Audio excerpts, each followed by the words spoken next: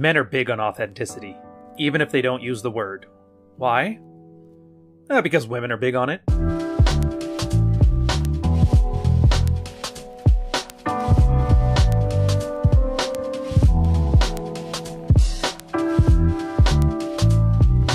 This video is inspired by a tweet with a user with the handle lookatdworld, and it's common as hell, so I thought, why not put together a video where we can talk about it?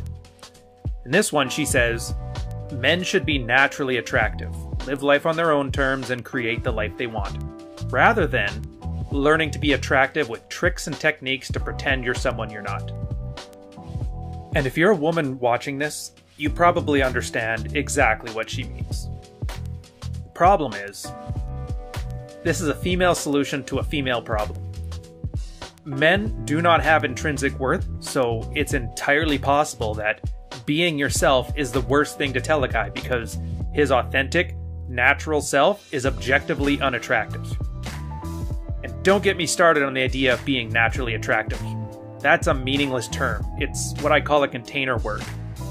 When you tell a guy he should be naturally attractive, it's no different than telling a well-meaning but foolish parent who calls her kid very smart.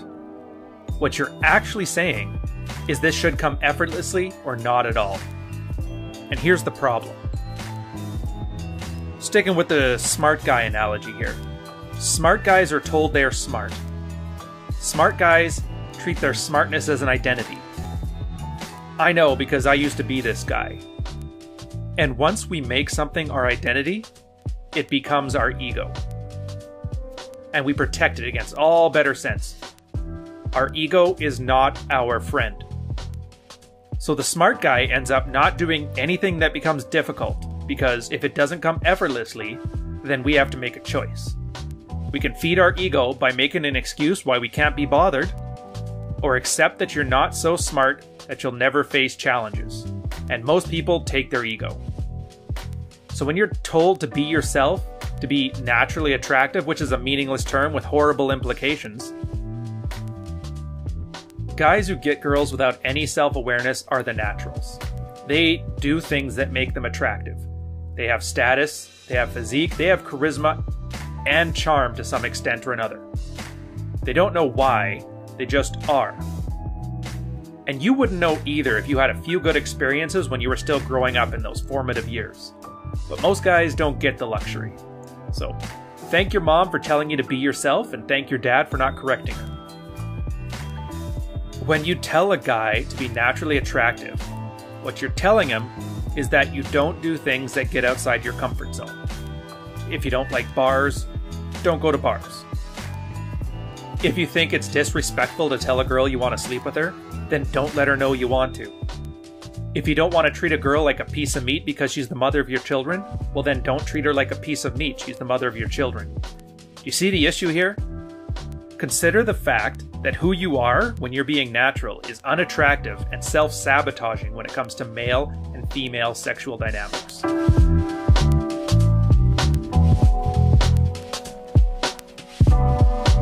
Guys are what we do.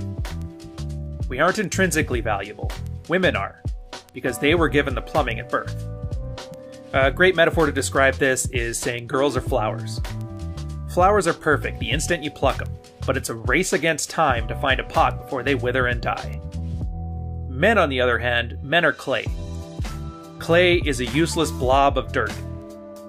But you put some work into it, you can turn it into something. You fire it, make it into a pot, it all of a sudden becomes useful. So men aren't born, men are made. That's why you can't just be yourself or be natural. I mean, I find it interesting. Nowhere else but with relationships are people held to this standard. Chefs have cookbooks, chefs have schools, chefs have apprenticeships. Mechanics, they have manuals, they have co-op programs. Mechanics start by working on simple engines. And writers, they have writing groups, editors, hundreds of thousands of crappy pages of practice work. But attractive men and their behaviors? Well, you better hope you came down from the mount with that one. There's two nuggets of wisdom in this. One, that no one should feel bad that they have to learn a skill to be successful at it. And 2, it's a fool's errand to justify it to somebody else, especially to a woman who's never going to understand it. I mean, women don't have the same struggle. They're the receptive side of seduction. Their job is, they look good, they act pleasant, they make themselves available, and they don't veto your advances if they're interested.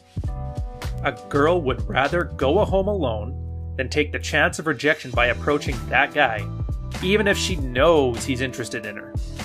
To a girl, the idea that you may have to temper your conversation and behaviors to meet a goal would be like asking them to grow an arm out of their forehead. God, why? But for a guy, it takes effort, especially if you weren't taught this at a young age. So being attractive is a skill, and it's only tangentially related to your value as a human being. If you don't believe me, ask yourself why that dealer from your college got all the girls while you were friend-zoned by them. I mean, it requires many things. Having something that women want, being emotionally engaging, looking good, knowing how to set up your logistics well enough so things can just happen, wink wink, and none of this stuff happens naturally. Now, you can do these things without being aware of them, and a lot of guys do, but if you're watching this, chances are that guy's not you. You, fortunately, are going to have to work. You're going to have to catch what you eat. And the second part, this is the difficult part for guys. Let's say you actually get off your butt and you actually learn how to talk to women and how to be attractive when you do. How to earn enough money that you have something better than your parents' basement to take the girl back to. I mean, you've kept yourself in good enough shape that she would rather finger your abs than finger her phone. You're interesting, you're charismatic, you're physically attractive, you got everything you need, and you have the self-awareness to be able to use it effectively as a skill. And this is the thing that drives me nuts when I see it. It's the number one way I see a guy completely sabotage all that hard work, the work that took months, sometimes years to complete.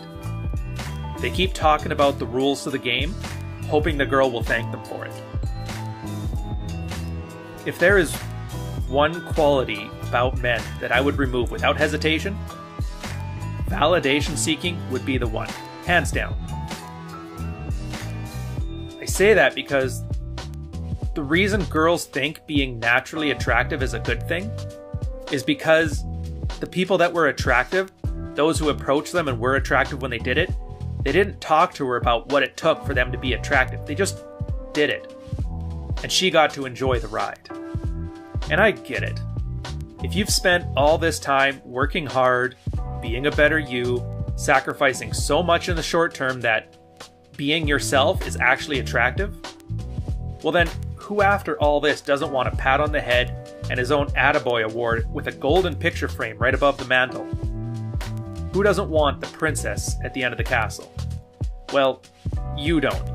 Because you're not going to sabotage your own happiness because you need somebody else to recognize how smart and naturally attractive you are. You worked on this skill to achieve a goal. You didn't work on this skill to have somebody tell you what a great person you are. Like I said way back in the beginning of this video, your ego is not your friend. So to sum this one up, being yourself is one of the worst things you can be told. It's the worst advice, and it encourages your ego to take charge of your romantic life and sabotage you every step of the way. So yeah, you're going to have to work at things to get success, and that's great, because you also have the self-awareness and the struggle that allows you to appreciate it. Thank you guys for sticking around till the end here. So I'll say it again. There's no such thing as being naturally attractive. There's guys who learned it early, and there's guys who are learning it later. Don't be afraid to have to learn to be better at something. And when you do, don't look at other people to validate that you've done this hard work. The reward is you're getting what you want out of the interactions. On that note, take care. A lot of what we discuss isn't socially acceptable. In this age of social media, you have to be careful. Luckily, we have a tight group of men in our Patreon, and we take off the filters so that we can speak frankly with each other, swap notes, and improve in the ways that matter to us. Check out the link in the description For a couple bucks a month, you can have exclusive access to this stuff in its raw form and more. Plus, those awesome guys are the only reason we can keep putting out these videos.